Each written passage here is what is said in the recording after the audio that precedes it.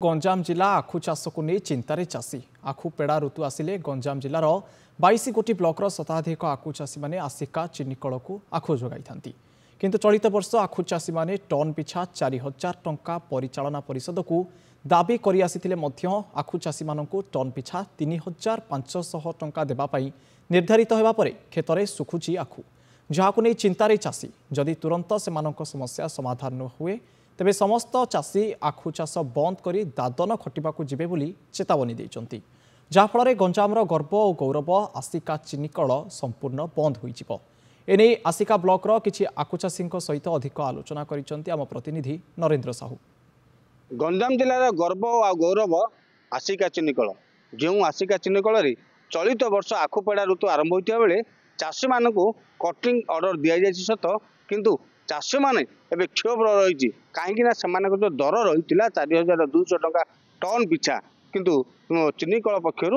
3500 टंका जोगाई जो निर्धारित रही तब चाषी मन भर गोटे असंतोष रही जाए कहीं पूर्व आप जानते आखु चिनिकल टन टन आखु पेड़ा जाऊला किंतु चलित वर्ष कमी जाए सीधा सड़क जावा कौन कह आज्ञा बर्तमान कटिंग ऑर्डर मिली आखु चिनिकल कटिंग आपने निज जमी आखु काटुंट आउ जोगाई रही तो केते खुशी अच्छा सर मो ना हूँ पूर्णचंद्र बराड़ मु जन अग्रणी आखु चाषी तो मु गंजाम जिला आखु चाष संघर मु साधारण संपादक आम चाटशाला पिलादिने पाठ पढ़ी चाष काम जार अति सुख ताहार सी सीना जोगाऊँ दुनिया को आहार किंतु आज ये परिवर्तन समाज बदली जाइए आज चाष काम जार अति दुख ताहार सी आज बचापी पीऊ अच्छी जहर बर्तमान जोड़ा आप पचारे केते सुखी अच्छु आम आदौ सुखी नुह सरकार को दाबी कलु जो प्रकार आखु चाष खर्च बढ़ुची विहन कथा कहतु मूल मजूरी कथा कहतु परिवहन कथा कहतु कीटनाशक औषध कथा कहतु विभिन्न प्रकार सार कथा कहतु जो प्रकार हु दर बढ़ी से अनुसार आखु दर बढ़ुना अपरपक्षे वर्तमान वन्यजंतु मानकर प्रादुर्भाव बढ़िबार लगी बारहा कहतु कृष्णसार मृग कथा कहतु हाथी कहतु हरिण कहतु मांकड़ कहतु एमानकर उपद्रव बढ़िबार लगी एपटे जनवरी चतुर्थ सप्ताह आसी पहुँचलानी जदि आम आखु कारखाना को न देबू ताहले आम आखुटा बिल पड़ी सुखिकी नष्ट हम अपरपक्षे आम जो महाजन ठारू विभिन्न प्रकार बैंक जो ऋण आनीचु से आम घर को नोटिस पठेबे महाजन आसी आम पिंडारे बसब तेणु आम बाध्य ये जो परिचालना परिषद जो 3500 टंका दर घोषणा कले आम दुखर सहित आज देवाई बाध्य होचु तेणु आम सरकार को आपण माध्यम डबल इंजिन सरकार को आम चेतावनी दौचु जदि सरकार आम चाषी मानकर ये जो गंजाम जिलार 16टा ब्लॉक जो आखु चाष होची ए चाषी मान कथा को सहृदयर सहित यदि विचार न करेंगे अतीत जो चीनी कारखाना 2 लाख मेट्रिक टन पेड़ुला एवं 17,000 आखु चाषी थिले आज कमी कमी 15,067 जन चाषी अच्छा एवं चलित वर्ष पाखापाखि 40,000 टन पेड़ा हम यदि सरकार आप उचित पदक्षेप न नेबे ताले आगामी भविष्य में यही कारखाना आखु चाषी संख्या शून्य